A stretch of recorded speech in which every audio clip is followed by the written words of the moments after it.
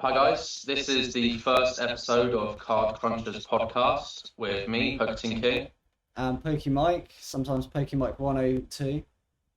So this is a podcast, the first episode of which we're going to be talking about a multitude of TCGs. We're talking about the market, news, and all things trading card games.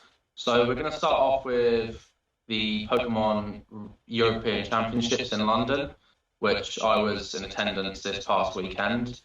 So the European Championships is less than a year from Worlds, which was also in London, both at the XL in London, which is great. So it's quite a big thing for the UK to be having two events in such a short period of time. I don't know if that was planned or that was just because Worlds was pushed back due to COVID and stuff, but having two events in such a close period of time, which is fantastic. It's a lot easier for people to travel over from a lot of Europe as well. The Americans will travel anyway, but it was a fantastic event, and there was lots to do, load of vendors as well. So this was the first one that actually had vendors. So Brotherhood Games was there, Magic Madhouse, those kind of things, which was fantastic. You couldn't come, unfortunately, Pokemon. No, and I didn't make Worlds either. So I didn't, but both of the times, it was in London and close, I missed out, unfortunately. But yeah, I mean, curious question here. What you went to both, so did you prefer Worlds or the Europeans? I think they were actually quite different. The layout of the whole thing was actually a lot different, where the Pokemon Center was, the sign up and stuff like that. There was actually another event going on at the XL whilst regionals was happening. So to me, it felt that they didn't think it was going to be as big. There was like a franchise trade show, which was quite interesting because people were just walking from the trade show and kind of sort of asking questions. I had a lot of people asking me, "Oh, are these prices in pounds?" And I was like, "Yeah." And they were like, "I can't believe some of these cards are worth money." The classic. Which is obviously, yeah, it's something we don't really think about because we're so involved in the hobby. It's only when you talk to people outside of the hobby you realise that we sound like we're talking a load of rubbish sometimes. Making up. But that was great. I think I preferred this one to Worlds. There was more players, but it meant that when that was taking place, a lot of people kind of left the main area to go in and start playing. So it was busier but quieter at times than Worlds was. I think there was a lot less hype than there was for Worlds, which was great. So I met up with a load of people, which was nice. A lot of people there, like the content creators and such, which was great to see. I did some selling, which was great. I made a little bit of profit after the weekend with the hotels and stuff, which goes towards the PSA submissions, which I have coming back. And it's a free trip technically then. Like it's all paid for. You sold a few items. It works out pretty well then. Yeah, exactly. And I think they ended up actually closing the trade area because it was a fire hazard. So they shut it all down. They came over, which was quite funny. I feel like they shut it down. I feel like it happens at every Pokemon event. Like, I don't understand how they don't realise how popular it's going to be. Like, every single event, they underestimate the amount of people that are going to come. Like, how do they do that? I don't know. It seems so weird that they just, I don't know, strange. Yeah, it is. It does seem like they should be able to gauge just how big Pokemon is now. It was busy enough to see. I think so I went on the Friday and Saturday. On the Friday, there wasn't really a trade area until the evening. It's not necessarily it's not a designated trade area. It's just a load of tables in like sort of kind of booth sort of thing that people just take over and start selling on. So that's how it happened at Worlds, and this is how it happened at the European Championships as well. So Friday I wasn't selling anything. Saturday I spent most of the morning and some of the afternoon just sat there selling. I was with Blaze Packs and Fresh Carp and Sleepy Snorlax. So we all had it in a line basically. Were you sharing a table together? We had a table each. They're only small sort of square tables like you'd eat at. But they had like Pokeball designs on them, which was quite cool. So they must get them out especially for that. But we had it all essentially in a line, so people coming over. It's quite hard to describe because it's people can come over and walk past and have a look in and see what's happening. It's only when I left that I looked in and I realised how many people were around the trade area, which was it was fantastic. But it's a great event, great to meet people. I don't know when the next one in the UK will be. Probably not for a while because we've been so lucky to have 2 in 1.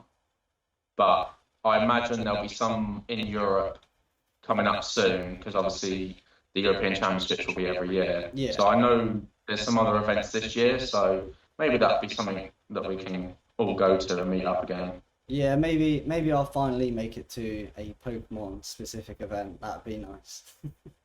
Yeah, it's the best part of it really is meeting the people in the community that we've been talking to for so long. Yeah. And I was quite surprised because I actually took some rice with me, and there was quite a few people asking about it. They were looking at the slabs. They were asking me if I had any of the Disney stuff, which kind of rolls into the next subject that we're going to be talking about, which is the Disney 100 set. So I'll let you take over because you have a lot more knowledge on this than I do. Yeah, sure. So yeah, it's been very strange. Obviously, as you know, the supply and sort of allocation was cut just before it came out. But even then, sort of box prices were around £100. I feel like they've risen a little bit. I mean, it's a week. It's a week since the official release date now. And it's a very interesting one to follow because obviously it's very, very mainstream. It's Disney, so it does pique a lot of people's interest into Weiss Schwarz. So I'm actually curious though. What sort of questions were they just asking if you had any Disney 100 or? Yeah, they were just asking if I had any sealed or just in general. I wouldn't have graded, but singles as well. And I don't sort of taken 2 Weiss slabs with me, so I didn't. And I've got a box coming that I need to pick up from the post office, so Are you I'll gonna open that? Yeah, I'll open that. I'll probably open it for the channel. I'm excited. Looking at your openings, I saw you pulled an SP actually. Finally. 9 boxes, half a case. So what have you done? Is that all the boxes you got singly? That's all the boxes that I have with me at the moment. As you know, I might talk about this actually, but so there, as some people might know, there was an early release in Japan a week before on the weekend. If you went into the Disney store in Japan, you could pick up the Disney 100 boxes. I noticed that and started trying to pick up boxes on Buy, which is the Japanese forwarding site. And what actually happens when you purchase something on Buy is they will show it as sold on Buy, but you then have to wait for them to go purchase it on Mercari or Amazon Japan, whatever one you're using. And I ordered 3 different sets of boxes. I think I ordered 3 boxes, and 4 boxes, and only one of them I got an email through 2 hours later saying it was confirmed, and then a few hours later the other 2 said they were cancelled. So I was like, oh my god, there's all these people on there trying to buy up these boxes. I'm really struggling to get some. And I thought, because it said sold after you purchased it, I thought someone else has bought that. So I then just started putting in loads of orders, and it kept coming up sold. And I'm like, oh, this is going to be cancelled. I keep missing it by a couple of minutes. It's now showing sold. So I've had 9 boxes come so far. I opened them all to finally get 1 SP. But yeah, I've got quite a lot of other boxes that I need to import. Oh no! I've got a case and a few other loose boxes, which I will, they're going to be expensive. I still have to pay import tax on them. I think roughly it works out £95 a box. And to be honest, I haven't quite looked at prices at the moment, but I think possibly they're a tiny bit more than that. But obviously you have the risk of, now it's officially out, buying loose boxes and they could be dead boxes because someone could have got a case. So they, to be honest, I don't really know what I'm going to do with them when they arrive. I'm sure I can contemplate over that one. But yeah, I kind of FOMO'd on the set against myself on buy. You played yourself a little bit. I'm like, all these people trying to buy it. I need to buy it, and it was just you. Yeah, it was just me. It was just me against myself. But I mean, lesson learned. But yeah, that was unfortunate. It happened. Yeah, I think with that, and I see you said about you reckon people are going to be weighing the packs as well. Yeah.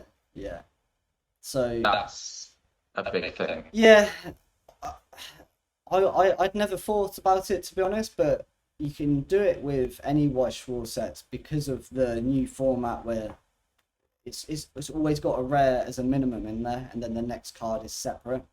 So it's just that people don't do it because the boxes are normally like £50, or they're not expensive. So the only time I think people buy loose White Schwarz packs is if you just walk into a shop, right? And I want to open a few, there's some there.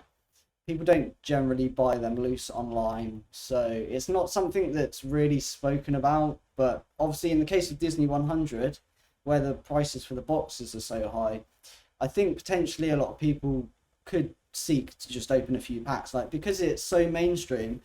Someone might just want to buy a few packs for their kids and be like, we both love and watch Disney. Let's just grab a couple of packs to open. Like even the uncommons, like all the cards look really nice. So they're so pretty. Yeah.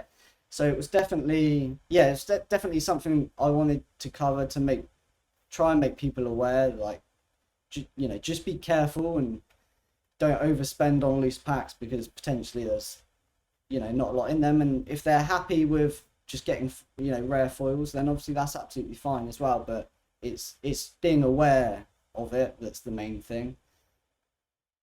Yeah, I think that's quite important. I was talking to Grady Growliffe at the region, the European Championships, and he said, because he does Whatnot streams, I believe they had sold some Disney packs for like £9 each on Whatnot.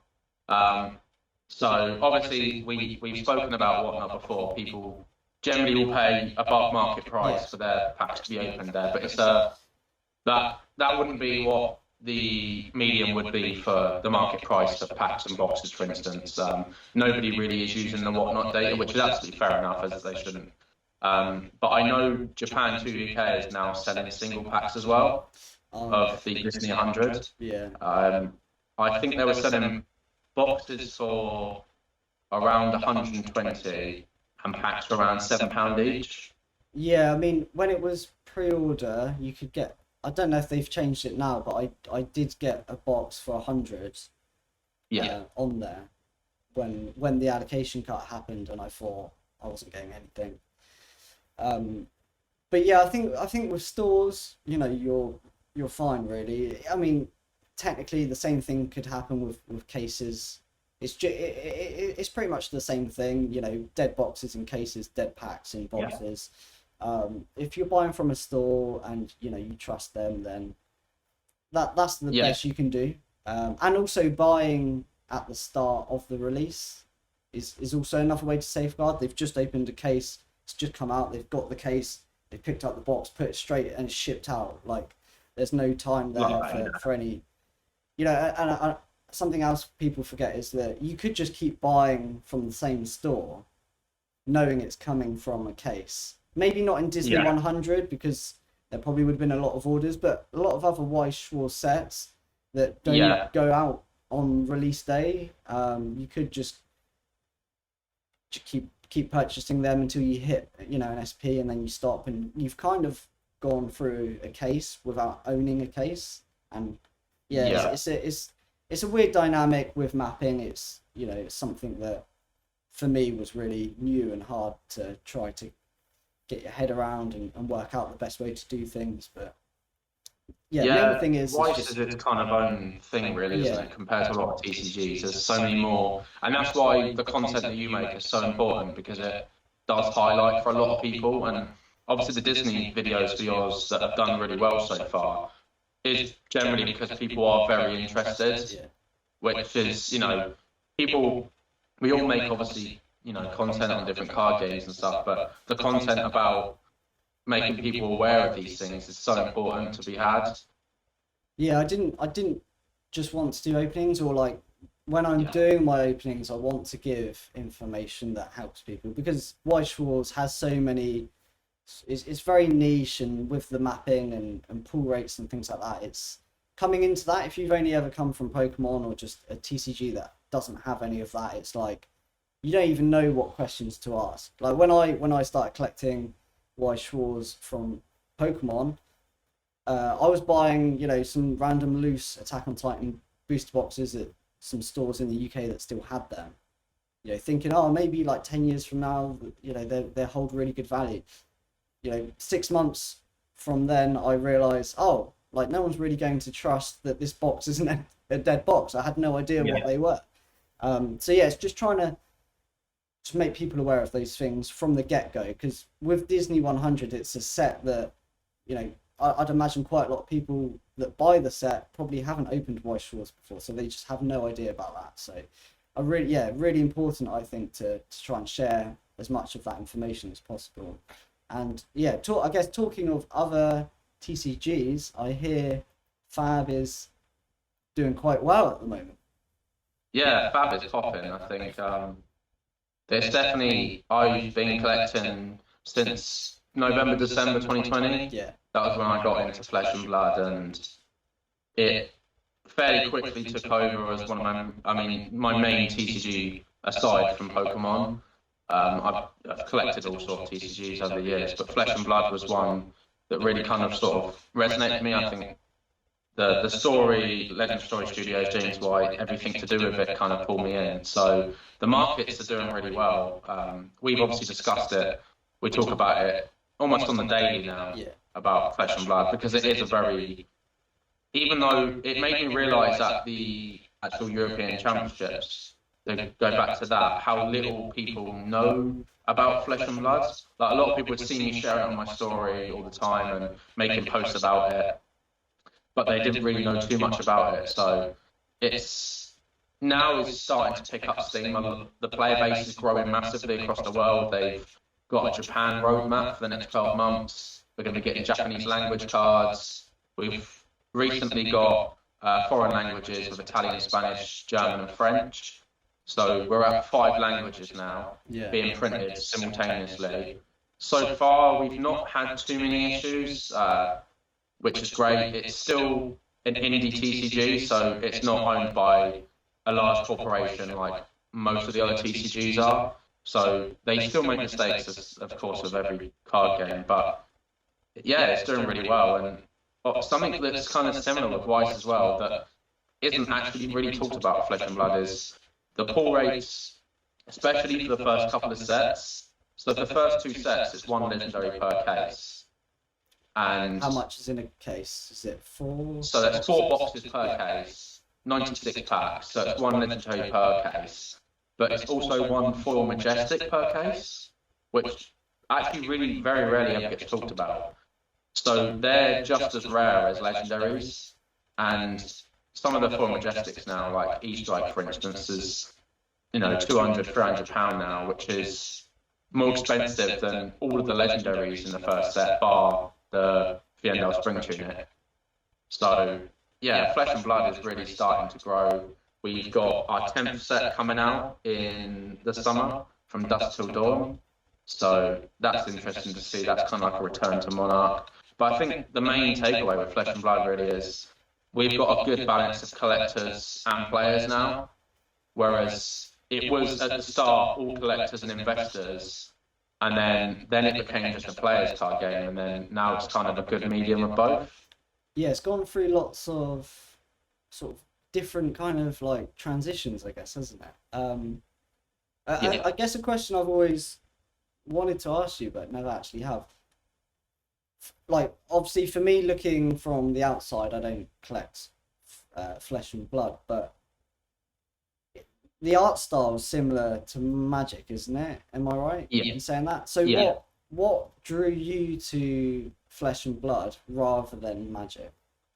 What? So yeah, that's a good question actually. So with Flesh, I've collected a little bit of Magic the Gathering for a few years now. I've never like really gone into it. I don't pick up a box of every single set. I pick and choose which sets look great. I like the dragons in Magic the Gathering. I like that. I'm really into that kind of fantasy. So when I remember watching my first exposure to Flesh and Blood was on Team Covenant on YouTube and Red Zone Rogue. I was watching Lord of the Rings box openings actually, and it came up with suggested, which is what's really important about YouTube with the suggested is I often watch a lot of videos that will be suggested to me because I'm like, oh, okay. So it was purely that it just come up with suggested that Team Covenant had done a Welcome to Wraith draft play basically. So they had done a draft, they'd opened up a box, they were playing building decks, and I remember I spent the whole evening just sitting there watching it, and I was like, this is something I need to get involved in. And then I immediately went online and bought a booster box. And then I remember, I opened it on my YouTube actually. I think it was 18th of December. So that's a good video that I mentioned to you recently, I've looked back on watching me open my first exposure personally to Flesh and Blood and kind of what I hope it will be and kind of what I think will happen. So, yeah, I watched Red Zone Rogue and Team Covenant on YouTube, and I kind of I was watching that, and I decided to open a box on YouTube, which was back in December 2020, and that was the start of the journey for me. And I was collecting, and I started to play a little bit as well. I was going to weekly armory events, which was great, but I haven't played for a while, so it's pretty much just collecting for me now. Yeah, you tried it out and it was you did enjoy it, but your main focus is the collecting side of things. Yeah. Which is, if that's what you Yeah, I used to play Yu-Gi-Oh! Years ago. I used to do events and that was great, but I was younger and I had a lot of time. It's trying to do collecting as well as working as well as making content. It kind of doesn't leave very much room for that kind of thing, which is it's part of it really. Maybe in the future, doesn't mean I won't ever play. I'm going to try go to some Flesh and Blood events like I do the Pokemon events, because I know quite a few people now, mostly in America and that, but I know quite a lot of the UK community in Discord, which is great. Yeah, it'd be nice to put usernames to faces and stuff on it. Exactly. Like with Pokemon with these events. Yeah. Everyone in Flesh and Blood, for the most part, has been absolutely amazing, and they've been really welcoming and helpful with any questions I have. I know that sometimes I might make content that they don't necessarily agree with, but they still show support. So that's really promising. From a community, as some other communities are quite divided with that type of thing, like white schools. Yeah, there's been times, we've discussed this before, there's been times where I felt that the player base and collector base was a little bit out of touch, but I think people are starting to accept now that the actual game itself is just growing and it's going to be a part of it. We can't just have players or just collectors, we need a good mix of both to keep the dynamic going and keep the card game alive. Why do you think it's growing so much at the moment? So I think our Monarch was the fourth set that came out of Flesh and Blood, and that was a big turning point in Flesh and Blood. That was being hoarded by stores and distributors, and ended up prices being £350 a box on actual release, which was ridiculous for any set. Like, you wouldn't expect that of any card game. We see these crazy prices of Japanese Pokemon, but the demand is there for that. With Flesh and Blood, it wasn't. A lot of product was being kept back, and there was a lot of stuff that happened with Flesh and Blood, and that's why we got Fab 2.0, where we stopped getting first edition and unlimited, and we just got one set for every single set that came out, which is absolutely saved Flesh and Blood, in my opinion. It means the cold foil fables and legendaries are a lot harder to pull, but it means that there's still that value in there for collectors to open, but it means that a player can get anything. So that was a big turning point. And I think Flesh and Blood kind of went in on winter as such, 12 to 18 months where prices weren't really rising. It was just a case of, the player base was kind of growing and the collector base was growing, but sort of on the down low. And I think we've got this year was a big turning point. I'm not sure why specifically. I think it was a new year. People had gained a bit of faith in Flesh and Blood again. So they realised that it wasn't just a TCG that was going to be here for a year or two, like some of these Kickstarter TCGs. It was going to be a TCG that was going to stay. So we're on 4 years now. 2019 it launched. We're on 4 years now. We're going up to our 10th set. 5 languages so far, going into 6. I think it's safe to say that Flesh and Blood is one of the card games that's going to hopefully last the next 5 to 10 years. Oh yeah, definitely. It does feel like the timing was kind of really, like, just awkwardly bad in the sense that it came out when loads of Kickstarter TCGs were just popping up. So it feels like really unfortunate that it kind of was bundled in with them at the start, because looking at it, like, it's just miles apart from the Kickstarter TCGs. Like, it doesn't even compare, in my opinion. Like, it just came out and already looked like an official trading card game, but it like it is an official trading card game, and it was just, it seemed like the timing was just awkwardly next to all the other Kickstarters. So that was it was a bad time. I think we had 2019 and we had the pandemic, and Flesh and Blood, more so than most card games, was made to be played in the flesh and blood. That's the whole point of it. That's why the name is there. So when we couldn't do that, the game launched and then suddenly we couldn't even play it because of the pandemic.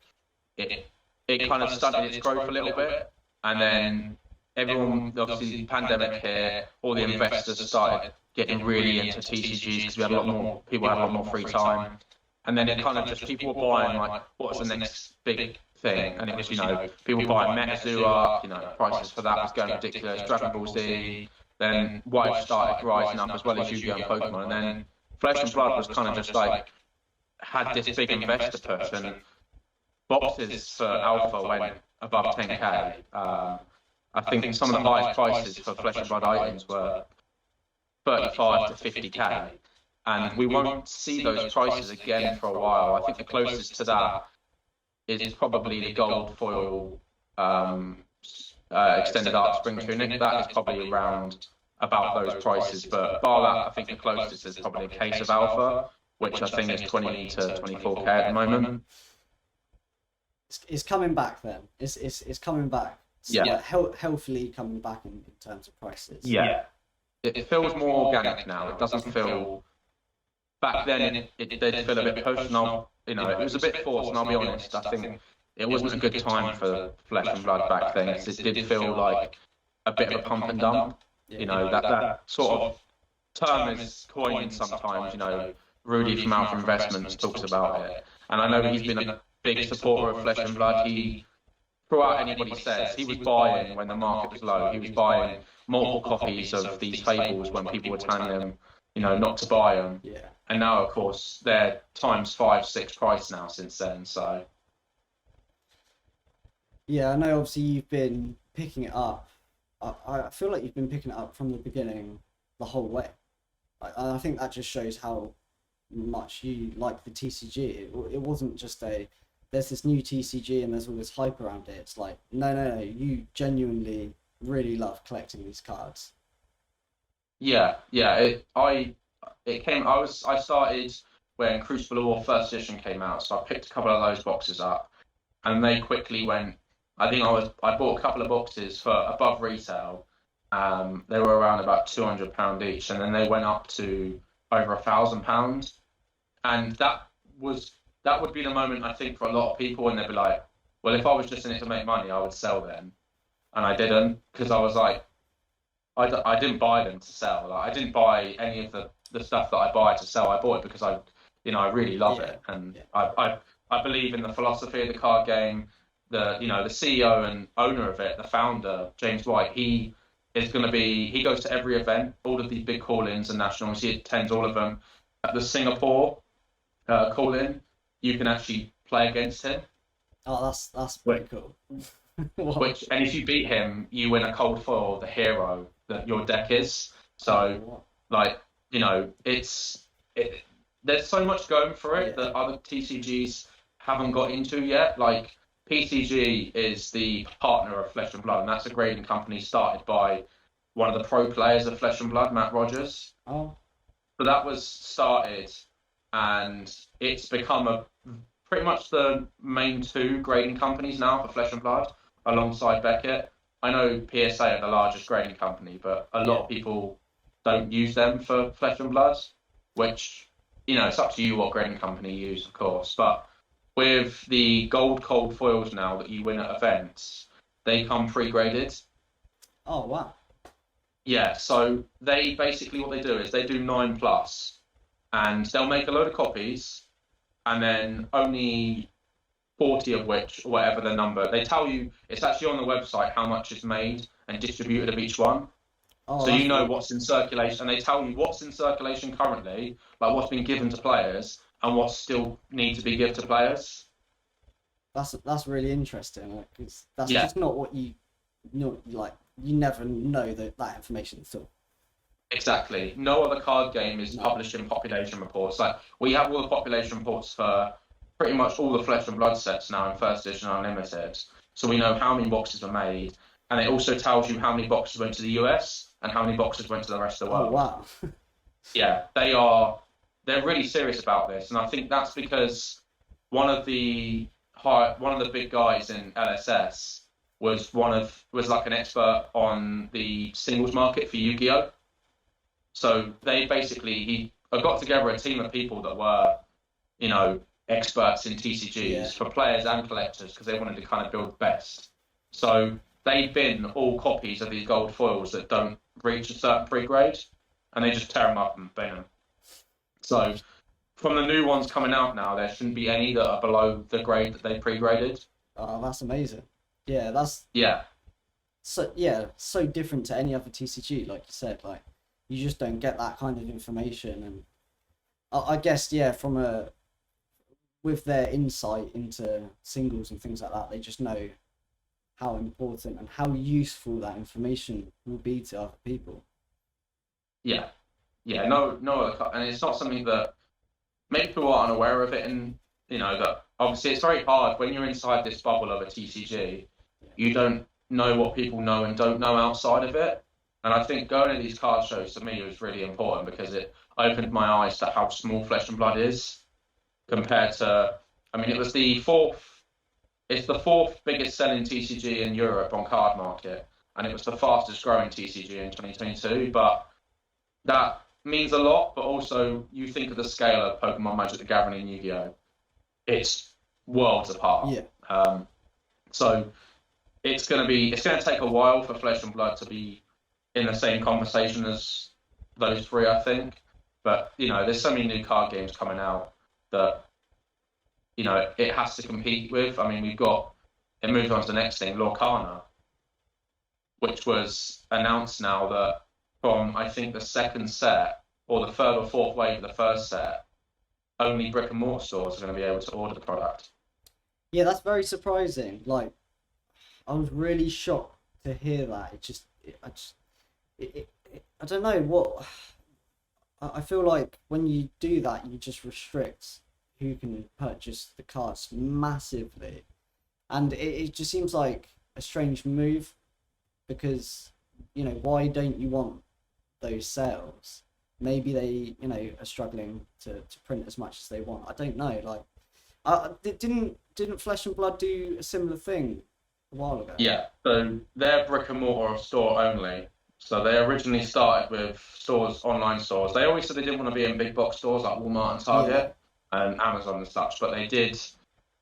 Online stores were buying it because obviously, with the pandemic and such. But I know EPR Gaming, which is our main supplier pretty much for most card games, he was one of the early adopters of Flesh and Blood yeah, because of, that's how I got involved with him because he was supplying me with Flesh and Blood and that, and I was sort of giving him knowledge. He was doing openings and such, but he can't even buy product now from a distributor because of that. And I think that for me hurt Flesh and Blood and that's what helped put that in a kind of a winter Yeah. as such. And I mean, Ravensburger make the Disney Lorcana TCG. They make puzzles and stuff that's everywhere. It seems like a strange move for them, unless their vision is similar to Flesh and Blood, where they want to kind of focus on the player base. But from what we've seen already from the rulings that have been released now and how to play the game, it seems a bit of a mess. It doesn't seem that playable as a card game, so they've almost marketed it as a collector's card game, but are now going back on that. Yeah, it doesn't sort of make sense. Either way, like, you know, if you're focusing on only releasing in, you know, physical brick and mortar stores, and then it doesn't seem to be marketed as much for its playability. Like, what, you know, why else would you be doing that? I mean, who knows? I guess once it's out, maybe we'll be able to gauge some of that information. Are you going to pick any of it up, even though it's not available online, do you think? I think I probably will do. I wanted to get some of the D23 promos that came out, but they just went to really expensive prices, which of course they would do, because it's Disney. Yeah. But I will probably get a couple of boxes. I'd like to open some on the channel. The cards themselves look really nice. I like the art style that they've got. It's that kind of classic Disney. Yeah. I love the Disney EUIC set and the Pixar stuff. But my favourite parts of that is the kind of classic art style, the hand-drawn stuff. Yeah. So I'll be interested to pick some up. It'll be interesting to see what it's like. Obviously, at the first release, online stores are going to be stocking it. So we're going to have a big influx of product at the start. They have announced there isn't going to be a first edition.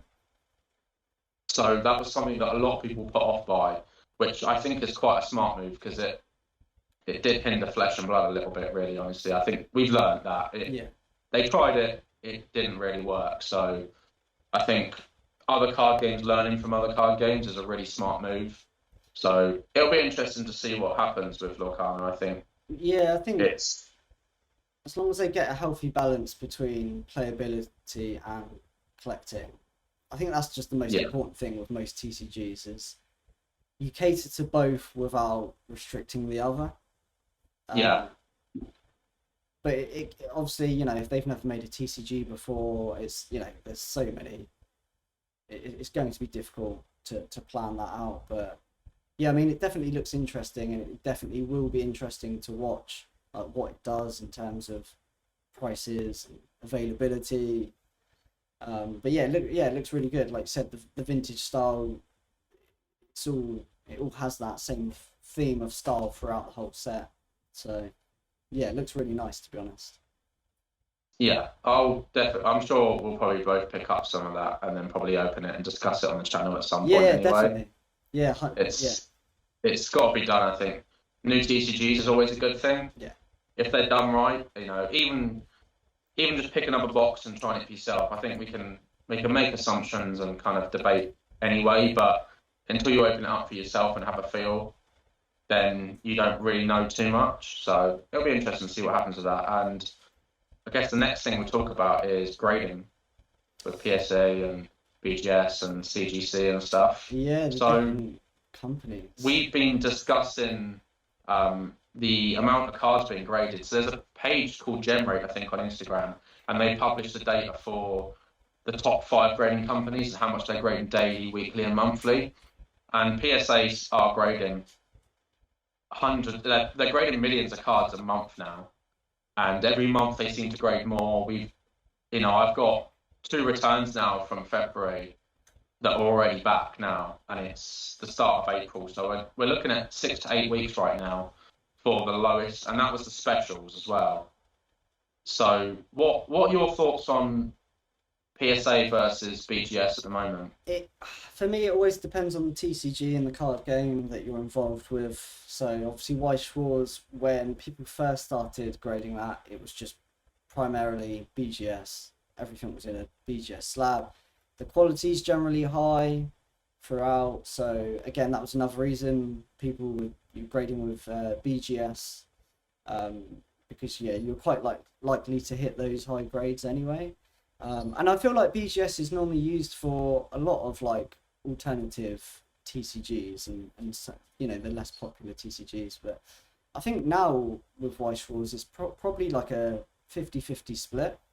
There's a lot more PSA Weiss Schwarz cards than there, you know, was 2 years ago. Yeah. Obviously, you know, Flesh and Blood in the cards you collect, you've got different options as well. Yeah. So, Yeah, I think it's again, it's a really good point there. It kind of depends what card game you grade in. BGS were known for a while as grading a lot of the card games that PSA didn't, but I think PSA now are pretty much grading nearly everything. So that gap between BGS and PSA is they pretty much grade almost the same stuff now. But I think PSA, with obviously Nat Turner taking over, they've scaled up. You know, they've grown. They opened up other locations. They've expanded as what a company should do when it gets more popular. And it kind of feels that Beckett have just been kind of left in the dust a little bit. They don't seem to be looking to want to improve at all. yeah, in terms of those numbers that you were talking about earlier with how much gets graded, yeah, it's really weird to see Beckett's numbers kind of just fall, and I don't know, it's not like PSA. Um, yeah, I think it's quite obvious they haven't been scaling in the same way PSA has. Yeah, it's quite obvious that oh, your cat's come on. That's all right. I'm sure people will enjoy that. Right, you just get out of People the love cats. way. Yeah, But yeah, I think it's an interesting thing as well, and it also has CGC and SGC, which SGC do a lot of Star Wars and a lot of sports cards. So yeah, it's interesting to see the comparable between them. I mean, Beckett now are grading like, you know, less than 10,000 a day. I think 2,000 to 5,000 is average a day they're grading, yeah, whereas PSA are, I think they're grading like, you know, tens of thousands a day. yeah, So Beckett have slipped down. I think PCG is the other competitor to BGS with Flesh and Blood, I know, and I've got some returns coming back where I graded some Flesh and Blood at PSA because I wanted to see what it was like yeah, in person. I know there's some big collectors on Instagram and within the community. They've got absolute grails of the Flesh and Blood, and they use PSA because they moved from using Pokemon, Yu-Gi-Oh, PSA, and stuff. So it's a good conversation. I think I really hope that Beckett improve more and start to scale because I like the product they deliver. I mean, yeah, I think for Rice Labs they look a lot better, same as Flesh and Blood. But if they don't scale up with the next, I predicted in the next 12 to 18 months, if they don't start scaling up or making any changes, I can see them dropping out from yeah. the top two grading companies, honestly. Obviously, they attempted to make a change recently, didn't they? They Yeah, kind of had to backtrack that one. yeah, they were trying to change their grading scales. I think they were quite smart with where they timed it because it was the day before April Fools, and it was actually an event they had, and some of the employees. I don't know if the data they were given or the information they were given was wrong, but we obviously saw these images sort of perk up everywhere, and people were debating what was going on and that, and then they sort of backtracked and said, look, you know, we want some feedback from the community and that, and I think, you know, for the odd chance that anybody from Beckett here is watching this video, I would say the grading scale isn't the issue here. You know, people have always gone for that black label. That is that is what now your product has that other companies don't. But you need to scale up and kind of.